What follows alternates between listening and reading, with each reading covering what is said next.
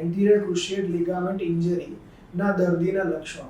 મોટાભાગના દર્દીઓ જ્યારે પ્રેઝન્ટ થતા હોય ત્યારે ફરિયાદમાં ઢીંચણના આજુબાજુના ભાગમાં દુખાવો, સોજો અને જ્યારે પગ માંડવા જાય ત્યારે પગ ડગી જવાની કે ઇમ્બેલેન્સ થવાની ફરિયાદ હોય છે.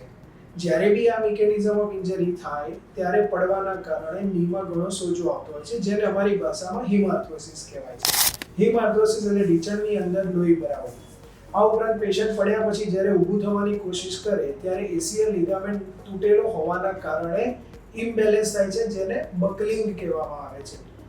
એસીએલ લિગામેન્ટ ઇન્જરીમાં પેશન્ટ કોન્શિયસ રહે, થોડું ધ્યાન આપે તો એના ઉપર એ ચાલી શકે છે, ઇવન પગ વાળી શકે છે.